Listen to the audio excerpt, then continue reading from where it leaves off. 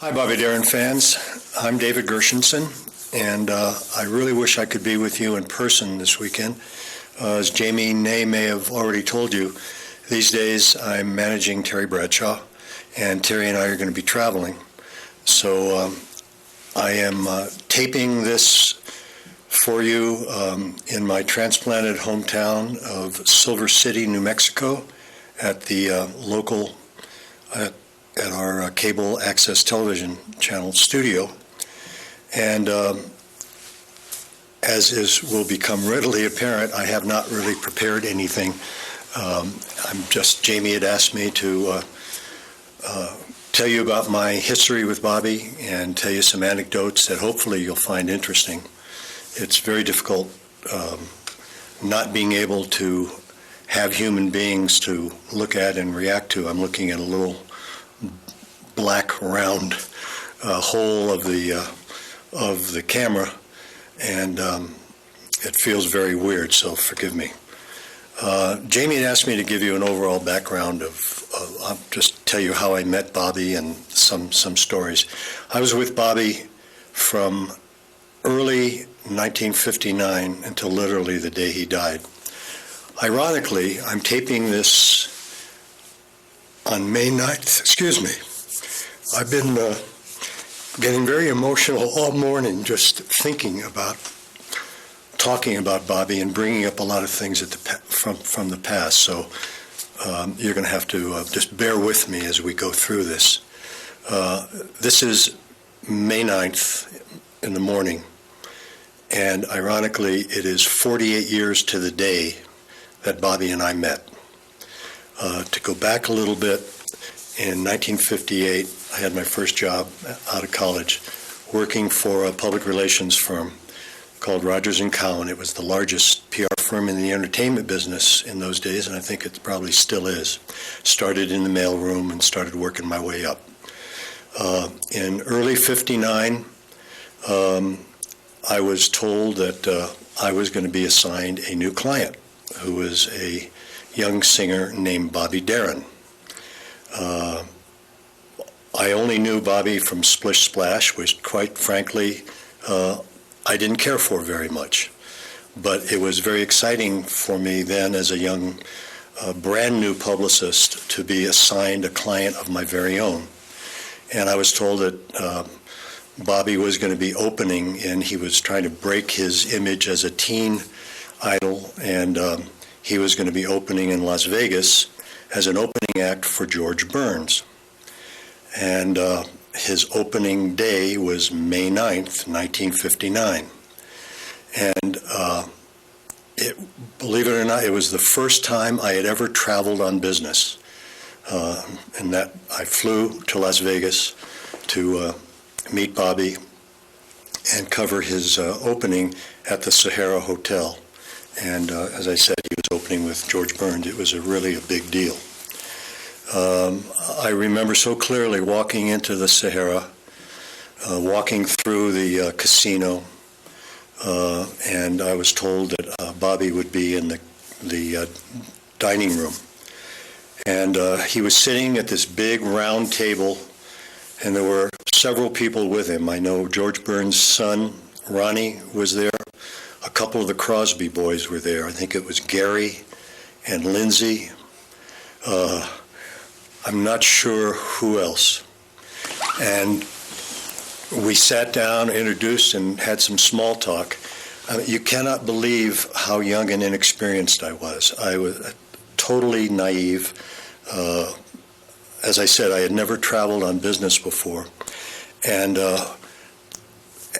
when I got up to leave, it became a famous story with Bobby and his manager, Steve Plowner, and myself. I literally I had iced tea, and I literally pulled a dime out of my pocket and put it on the table to pay for my iced tea, which I never did live down with them. It was pretty amazing. Anyhow, I had not really been exposed to nightclubs or entertainers. And that night, when Bobby opened, Bobby was the opening act, and I think he did 4 songs. I had never seen anything like it. And something happened that night that has stayed with me ever since. I think it was the third song that Bobby performed was Some of These Days. And I was so moved I started to cry. And it's interesting that ever since then, whenever I am in the presence of brilliance, that kind of performance, whether it be a nightclub performer, whether it be a dancer, whatever, it gets me. But I was totally blown away by what Bobby did and his moves. Not just the voice. It wasn't the voice. It was the movement. It was the energy. It was just, I had never experienced anything like it. And so we spent, afterwards that night, we spent some time together. And Bobby invited me to come back that weekend to help celebrate his birthday, May 14, which I was obviously really thrilled about. And so were my bosses and all. And I went back there that next weekend and spent the whole weekend with him, and we really bonded. And as I said, we were together from that point on. An interesting side note, Bobby had been signed to the agency, Rodgers & Cowan, by Warren Cowan. And Warren Cowan had promised Bobby and his manager that he personally was going to represent them. Well, Warren didn't show up in Vegas, and this young kid did. And Bobby's manager quite properly, professionally said, let's fire them. And Bobby said, let's give the kid a shot.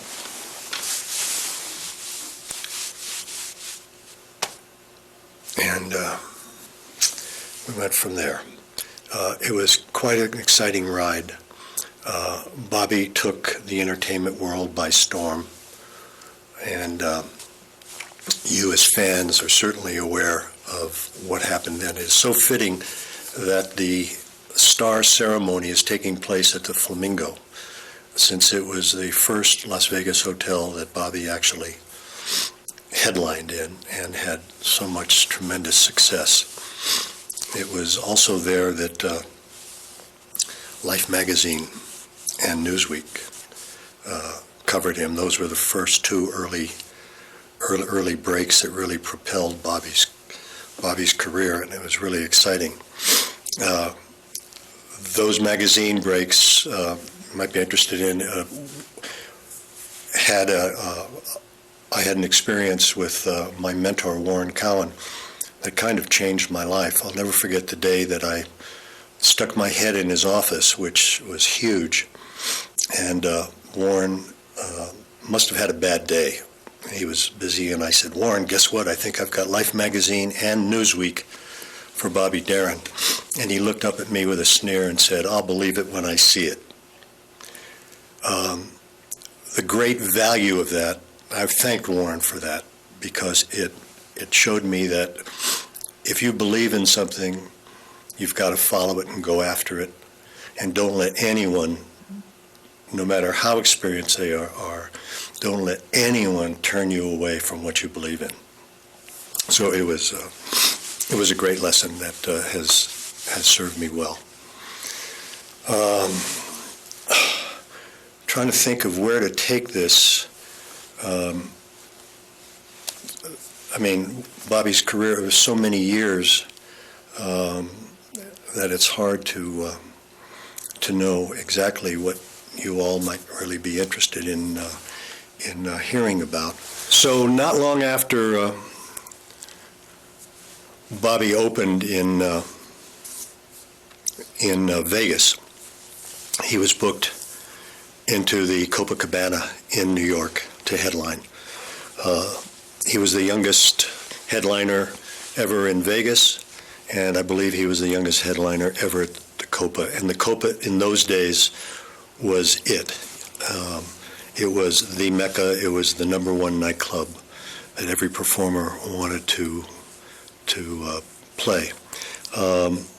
At the same time, my company, Rogers & Cowan, wanted to send me to New York to work in their New York office, which I agreed to, so I could be back there while Bobby was at the Copa. So just a little bit of a brag, 2 years and 17 days after I started work as a $40 a week messenger at Rogers & Cowan, I was on a plane to become Eastern Director of the Personality Department of this pretty large PR firm. Anyhow, the New York opening at the Copa was a smash. Headlines were things like the greatest since Sammy Davis, and on. Bobby took New York by storm.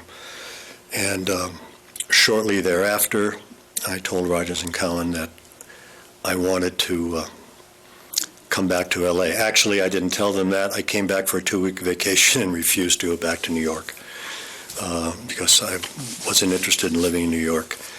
And I wound up, needless to say, we didn't get along very well after that with my company, and I wound up moving to become vice president of Jim Mahoney and Associates, which is another really good PR firm. And at that time, Bobby was in Italy making Come September with a young actress named Sandra Dee. And Mahoney had just recently signed Paul Anka. And Paul Anka, part of his deal with Mahoney was that Mahoney could not represent Bobby Darin, which is really interesting. So Bobby couldn't come over with me at that time. And it was during that period that, as you know, Bobby fell in love with Sandy and they got married. Kind of an interesting anecdote about their wedding. They were originally planning a church wedding in New York, and I was invited, and I went to work that day with my bags packed to get on a plane, and I got a phone call that they had eloped the night before, and they were flying into Los Angeles. So I drove out to the airport to be there when they arrived. And it was the old Los Angeles airport. And it was in the days when they used to have to roll staircases up to the side of the plane for people to get off. They didn't have the kind of stairways that they do now. And Bobby was still with Rogers & Cowan then, and Warren Cowan and the limousine and all the press were all there. You could get pretty close to the tarmac then. And there was press, you can imagine, everywhere. And the big limousine to take Bobby and Sandy to the house Bobby had rented in Bel Air for them.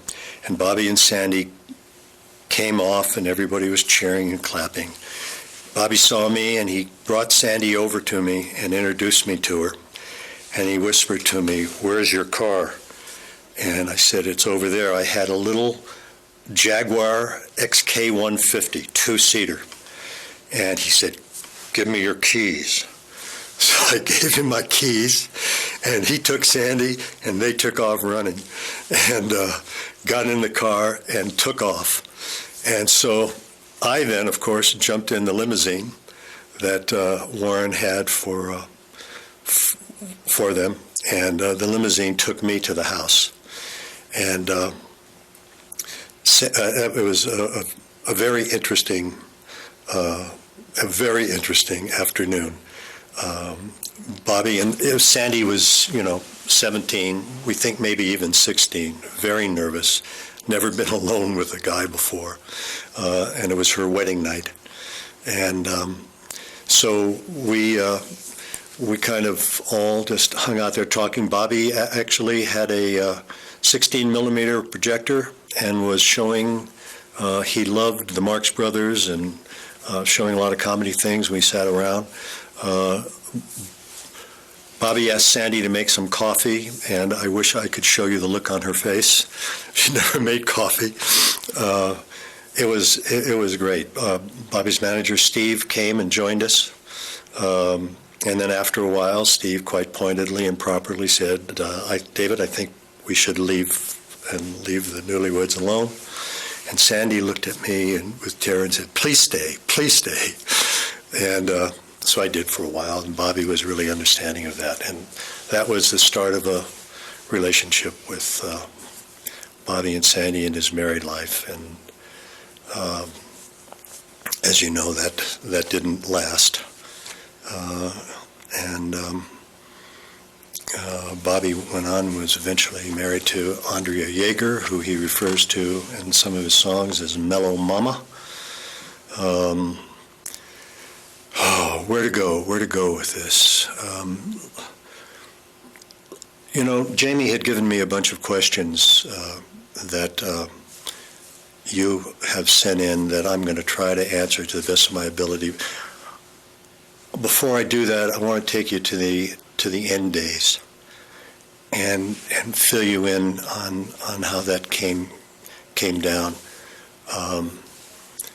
As you know, Bobby had rheumatic fever as a child, and he had wound up having a heart valve replaced.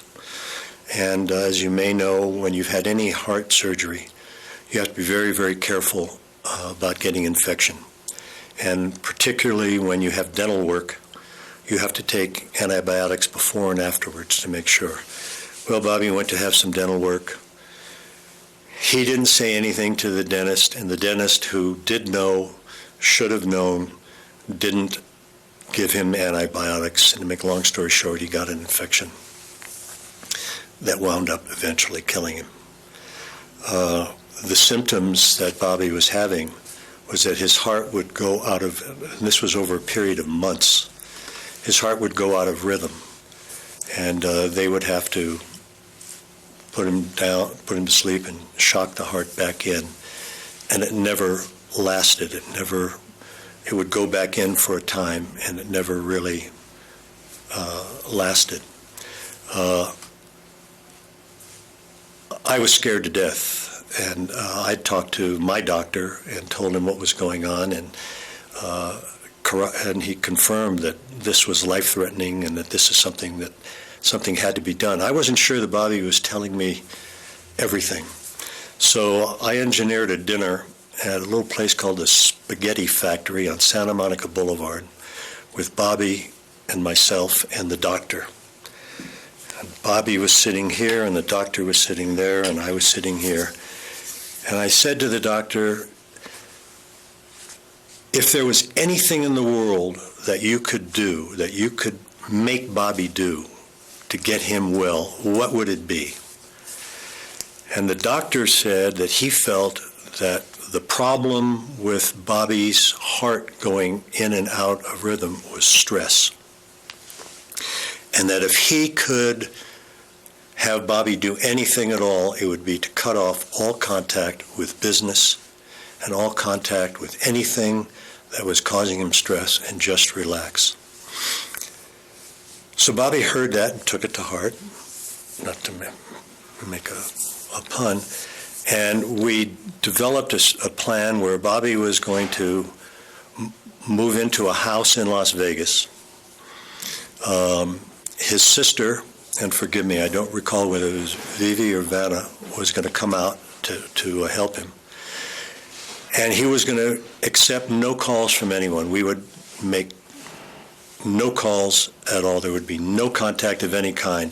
If he needed to talk to me or anyone else, he would make the phone call. But he was going to totally concentrate on relaxing and getting well. So Bobby did followed through on this of just totally relaxing and no business whatsoever. And I'm not really sure of the dates and the timing of it all, but he eventually came back to Los Angeles, and we still had the same policy going on. And one of the last times he talked, he told me that he was going to go into the hospital and that they were going to do a catheterization into his heart to take a look and see what was there. It's something that he had been avoiding because it's a pretty scary thought to think of them putting a catheter into your groin and running it all the way up into your heart. But the doctors had convinced him that it was absolutely critical for them to be able to do that, in order to see what was really happening there. So I knew that he was going into the hospital. At the same time, I was pretty stressed out myself, and I had planned a couple-day skiing trip to Mammoth. And I went to Mammoth, and I got a call while I was there from my partner.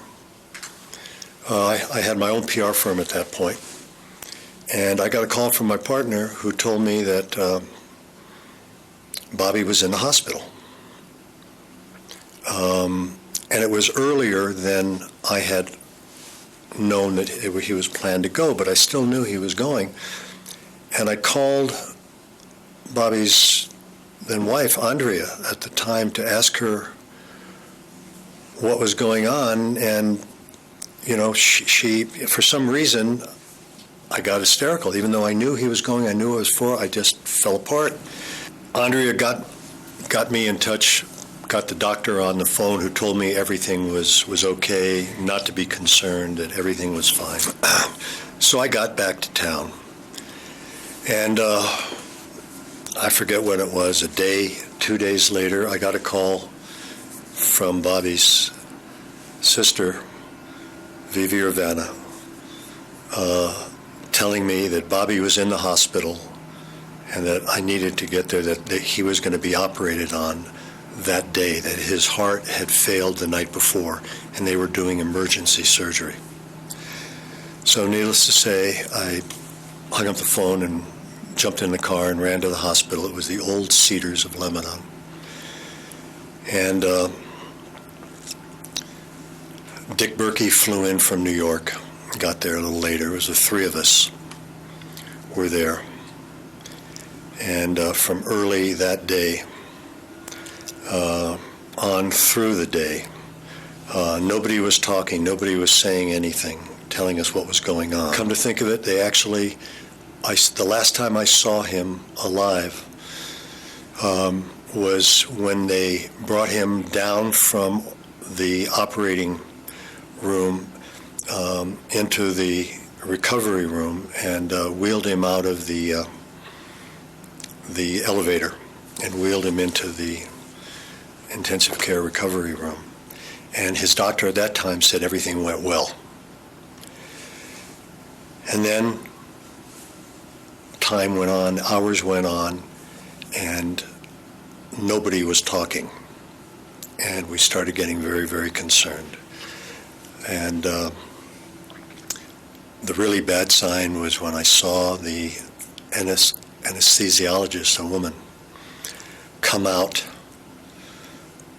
with a very long face, put her coat on, and leave. And we still didn't hear anything for quite some time.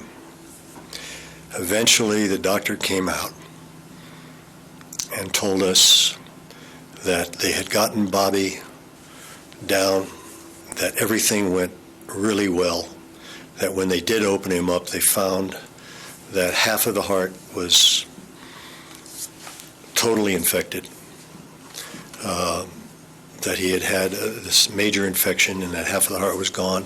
They felt the surgery was successful, and they got him off the heart machine and got him back beating on his own. They got him down and thought everything was going to be fine, and they said, suddenly, in the doctor's words, the roof fell in, and everything that could go wrong went wrong. He said they tried everything, experimental, everything they could possibly do, and they didn't think there was anything left to do. And they wanted his sister's permission to pull the plug because there was nothing else to do. And that eventually, very reluctantly, was agreed to. And by then, I forget what time it was, midnight. And I'm not sure.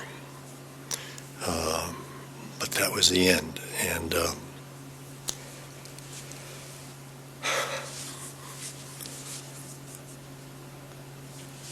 so there was a payphone, and I made several calls. I called my partner. I called Bobby's attorney, Jerry Lipsky. I called Steve Blauner. And of course, I called Sandra D. Couldn't reach Sandy. Left a message for her.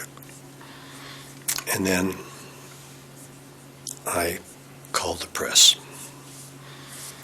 And Bobby's will had stipulated that his body go to UCLA Medical Center for research, and that there be no funeral and no ceremony. And that's what happened. It went down that way. And a year or so later, I organized a tribute to Bobby that we did at a studio in Hollywood. I organized it. Dick Clark paid for it. And Dick Clark also paid for Bobby's star on the Hollywood Walk of Fame, which I organized. And Dick Clark was such a great, great friend of Bobby Darin's. I mean, I can't tell you strongly enough what a fan and good friend, true friend, Dick Clark was to Bobby. And I also can't tell you how much I wish I was there with you in person and how badly I feel. I don't know if I said this before, but these days I'm managing Terry Bradshaw, and we're going to be traveling that weekend. Jamie had emailed a lot of you to ask if they had any questions that I might be able to answer. I haven't really looked these over. I got them just before I left to tape this, so I'll run down them and try to answer them to the best of my ability. Jamie said, first a question from me. How did you end up in New Mexico 3 hours from an airport? As I said, I moved here 11 years ago, Silver City, New Mexico, way south, way west New Mexico. When I travel west to Los Angeles, I fly out of Tucson, which is a 3-hour drive, and when I travel east, I fly out of El Paso. We're kind of right in the middle. And moving here wasn't my idea. It was my then wife's idea. And it seemed, believe it or not, we had little children. I got married very late in life. I think I was 52. And we have, believe it or not, I have 2 teenagers. My daughter, Joanna, is going to be 18 in June. She's a junior at Silver High School.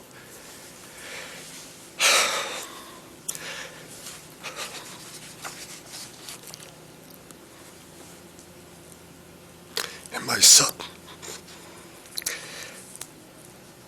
my 16-year-old son,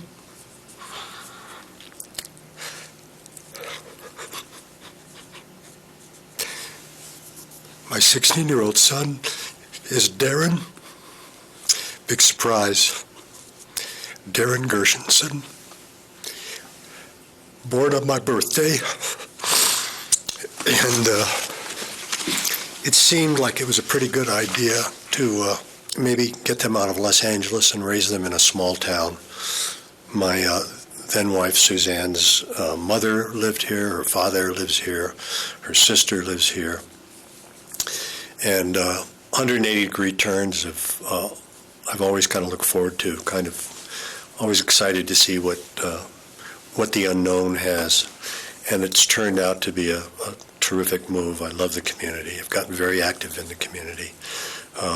Because of electronics, I can do business from here, and with cell phones and email and all. And I still keep a little office apartment in Los Angeles. Frankly, if I thought I could have forced moving back to Los Angeles in those, 11 years ago, I might have done it. But you can't once you move. And it's been one of the best things that ever happened to me. The town is a little under 10,000, 14,000 with the extraterritorial zone. And living in a small town has just been a wonderful experience. Very, very different than Los Angeles, living in the fast lane. But there's so many positives. You can be heard, and you can make a difference in a town like Silver City.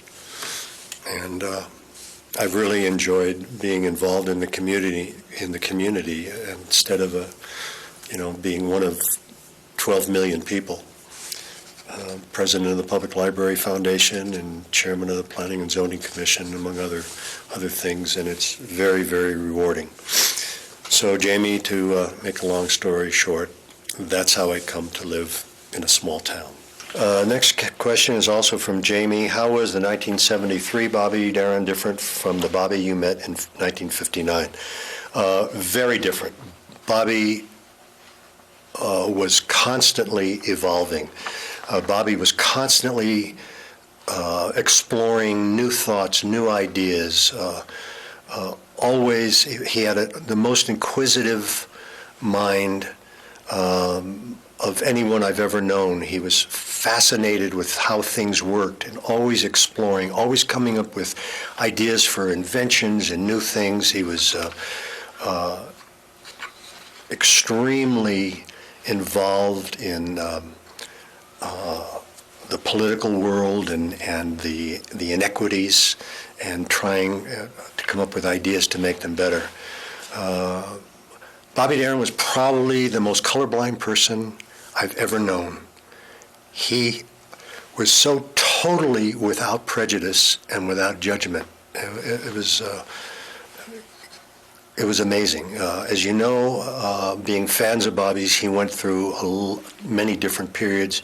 He went through the period where he was Bob Darin, where he gave up the tuxedo, he gave up his toupee, he gave up all of his possessions. He literally gave away everything. He went up to Big Sur and lived in a trailer. He gave away all of his possessions.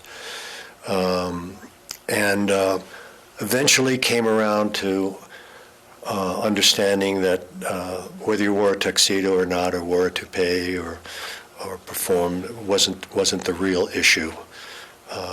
But it's how you felt and how you lived your life that mattered. And he went back to performing. But he was very different in '73 than he was in '59, and he would be hugely different today if he were alive than he was in '73. How did Bobby choose his material for recording or live performance? Did he control that aspect of his career, and how was that from the perspective of publicist or manager?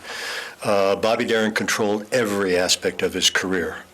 Having said that, he was wide open to suggestions and recommendations, both from a PR standpoint, management standpoint.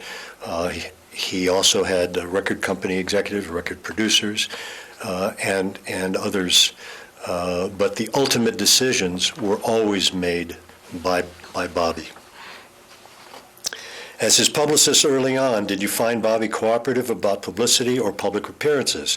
We know he hated the movie magazines, but how did he feel about doing interviews in general? How did he feel about his fans, and did that change over the years? Bobby was extremely cooperative, but also had very, very strong guidelines about what he would do and wouldn't do. And as I think you can understand, that changed as his career changed.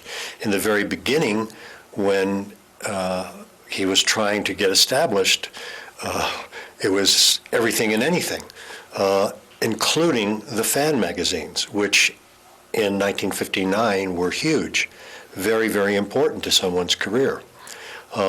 As Bobby's career progressed, obviously he got more selective, and we all did. That isn't unique to Bobby Darin. That's pretty standard with people in the entertainment industry. When you're trying to get established, you're available to almost everyone and anyone. And as you get to be bigger and bigger, you get much more selective. At what point in time that you knew him did Bobby seem happiest? Excepting the last few months when the illness finally got the better of him, do you think he had found a peaceful way to exist with himself, both professionally and personally? Oh, that's a very hard question, particularly this long after. Bobby was ecstatic with the birth of his son. His life really revolved around Dot. And that was really the high point of his life. Bobby was, in general, a very happy person. He also, at the same time, was never satisfied, always wanting to do better, always looking to do more and expand. So I can't say that he was ever really at peace, because he was always searching for who he was, searching for how to make a difference in this world. As you may know, he became, towards the end there, during his Bob Darin period, he became totally committed to Bobby Kennedy. And he was devastated, as a lot of us were when Kennedy was assassinated. And it's hard to know what Bobby would have done had he lived in that venue, whether it be himself or whether it be in regard to being involved with someone else. But he was always searching and very, very concerned with what was going on in the world and what was going on in this country, and was committed to making a difference.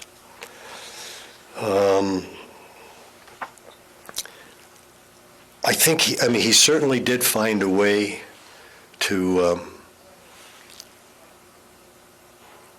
kind of, it's hard for me to say that Bobby, I would like to be able to say that he found a peaceful way to accept his circumstances. I'm not positive that that was true. He did not want to see his son grow up without him.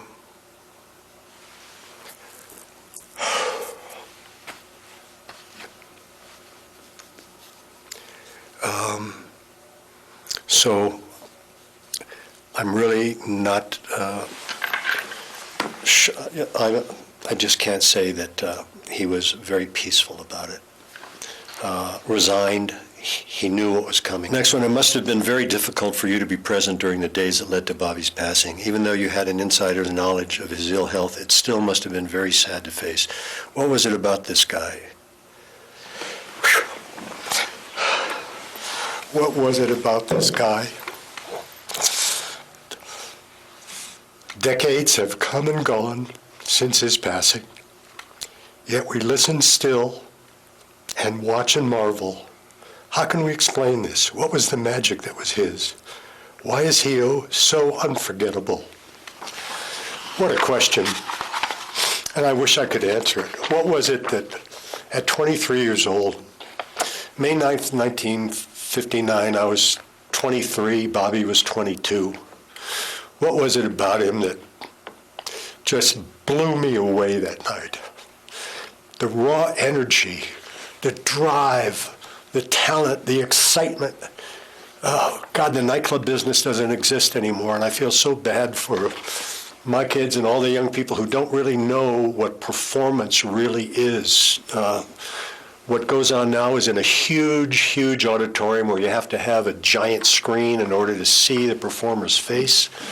Back in the old days in Las Vegas, when the nightclub rooms were small, I mean, you could be in the back row and be closer to the performer than most people are up in the first rows now.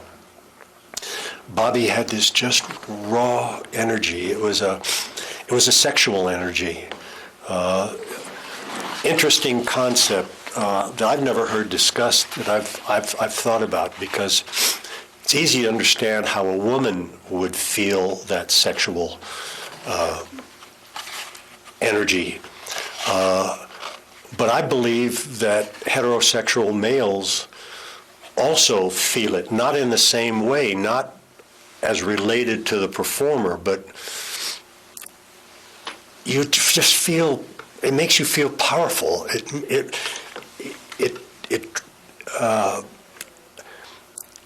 It's like, I don't know, maybe you can make an analogy that it gives all the men a huge injection of Viagra. Whatever it is, there is a relation. You can relate to what is going on up there. You see somebody like Bobby. I hope you're watching, you've had a chance this weekend to see particularly his tape, that last NBC show. You watch that higher and higher. You see higher and higher. I don't know how to describe. You ask these questions, what is it about him? How do you describe that? How do you define it? It's thrilling. It's exciting. It's if you could do that for 2 seconds, you'd give anything to be able to be up there, to move like that, to have that kind of drive. I'm sorry. I just don't know how to address to put it more in words.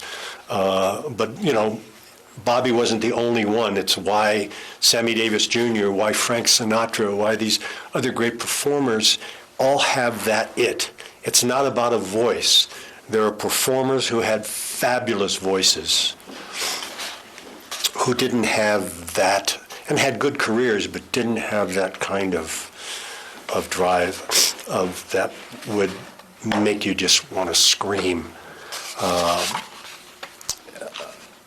I'm sorry, why he's so unforgettable? Hopefully you're seeing his tape. Hopefully you're listening to his music. That answers the question. And the beautiful part about that is, for those of us who still listen and watch, Bobby Darin isn't dead. It's pretty incredible that he can still move us today as he did so many years ago. It says, do you still listen to Bobby's music? What is your favorite song? Yes, I do. As you can see, I get emotional about Bobby, and it's hard to listen sometimes. More than listen to his music, periodically, all by myself, I play that last NBC show tape. And I watch it in kind of a special way. I turn the volume up as loud as it will go, to the max. At any other time, it would be incredibly, literally painful. But when I'm watching Bobby perform, for some reason it isn't painful. It like gets inside of me. And my favorite performance, not necessarily my favorite song, there's so many songs that Bobby has that I love, but my favorite performance in that show is Higher and Higher. I literally scream when I'm watching that, and if I could double, triple the volume, I would, and it wouldn't hurt. It would feel really, really good. It's just an amazing performance for me. His albums, you know, That's All is still one of my favorite albums. And there's an album he did when I was managing him and he was at Capitol that I think should have been a huge hit. It wasn't. But if you go back and listen to it today, it is awesome. And that's Hello, Dolly, Goodbye, Charlie. It was just a great, great album. An interesting story. It was one Sunday in 1989, Sunday afternoon. I was living at the beach. My then wife was pregnant with my son, and I felt the need to play the NBC show. And I was upstairs, and I played it, and I fell apart. And I started sobbing, and Suzanne walked into the room. And she said, "You know what? If our baby is a boy, why don't we name him Darin?" So, I mean, it may well have been my idea after he had been born. I knew he had a son. But to give my ex-wife credit, she was the first one to suggest it. And that's when he was named. Do you still think about Bobby often? Obviously, yes. Every time I say the word Darin to my son, which is many times a day and a lot in between. What do you think is Darin's greatest professional legacy? His music, his performance, which fortunately we have on tape. And one of the other great legacies is all of you this weekend. Decades after he's passed, you're here. And, you cared enough to finance the Star and travel to Las Vegas and spend a weekend here thinking about, talking, and enjoying and celebrating Bobby Darin. What a great legacy.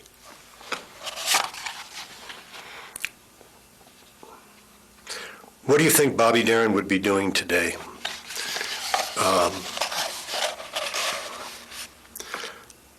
That's probably the most painful question in considering and thinking about Bobby, because I don't know specifically what it would be, but I know he'd be doing phenomenal things. I know he'd still be performing. He'd probably be producing other artists. Bobby was always interested in working with other artists. As some of you may know, he was very instrumental in Wayne Newton's career. I will never forget the night that Bobby called me. I was managing Bobby at that point. He was in New York headlining the Copa. He woke me up around midnight, 3 o'clock his time in the morning, and he called me all excited. And he said, "David," he said, "I've just signed a kid to a recording contract." And he said, they're performing in the lounge at the Copa. And he said, "They're a brother act." And he said, "I've agreed to record both brothers individually, and I will." He said, "But trust me, the kid's a star." The kid was Wayne Newton. And at the time, their act was called the Newton Brothers. And they eventually came out to Los Angeles. I met Wayne when they flew out to California for a photo session at Capitol Records, because Bobby was going to record them. And then I wound up representing Wayne PR-wise.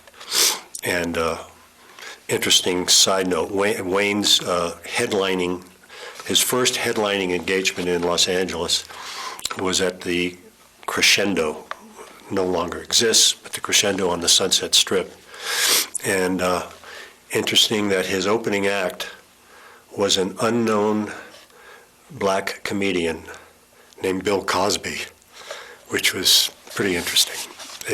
I'd never heard of or seen Bill Cosby before then, but he was amazing, needless to say. Other than performing and writing himself, I think Bobby would be writing in a political sense. I know he would be involved in public life in some way, and I know he'd be involved in trying to make a difference. either in political world and or charitable fields. But I can't be more specific than that. What were Darin's most compelling characteristics?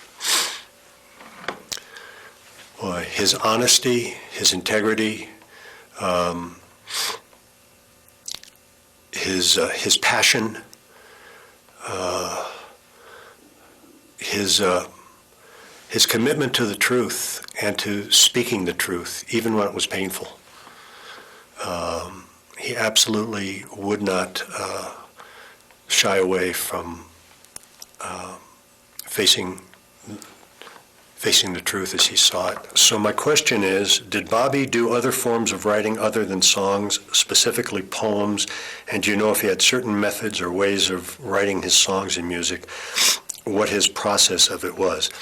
Not really aware of Bobby doing any writing in terms of poems. I know that when he was in Big Sur, I think he did some journal writing and all. In terms of songs, he would normally work with a guitar and pad and pencil. Sometimes piano, depending upon where he was. I'm not sure that he had a specific process, but he was always noodling and always thinking. It says, I have a question about one of Bobby Darin's movies that is called Too Late Blues, starring Bobby, Stella Stevens, and directed by John Cassavetes. I would love to see or buy this movie, but cannot find it anywhere on the web or eBay. It seems to be out of circulation to his fans, and I think that it is a shame. Is there any means of changing this? To some, my concern may seem small, but to his fans, it is important that all his material and archives be seen and respected around the world, to the thousands that loved him and what he contributed to music and movies. Please respond and give me your insight on this important matter. Too Late Blues was a Paramount movie. You might try contacting them. I'm not sure if you haven't been able to find it on eBay or anywhere else. I'm not sure where it would be. I know that sometimes in Europe you can find movies that you can't find here. I know we just recently tracked down for Terry Bradshaw, we tracked down a movie, a Burt Reynolds film that he did that was not able to be found here, and it was found in Europe, so you might try there. I would also recommend a little film that Bobby did with Sidney Poitier called Pressure Point, if you haven't seen it. An amazing film. Bobby did an amazing performance that, if you don't know the story, Bobby played a convict in prison for sedition. He was a white supremacist, racist, who was put in prison for advocating the violent overthrow of the government, extremely bigoted against blacks, Jews, etc. And he starts having these terrible nightmares, and he goes to the prison psychiatrist, who is Sidney Poitier, a black man. So it's a fascinating premise and a phenomenal performance that Bobby did. The movie didn't really have a box office, and it was unfortunate. It was a Stanley Kramer film, not directed by Stanley, but one of Stanley's proteges.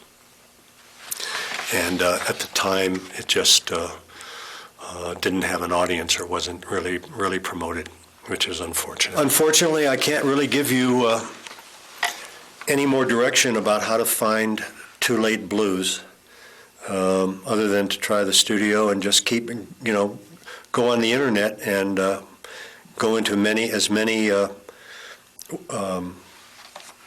do they call them, chat rooms about movies and movie history, and see if anyone has a copy. The last, as Jamie says, phew, the only things we didn't cover here are his love life and food preferences. Okay, so that wraps up your questions. Again, I can't tell you how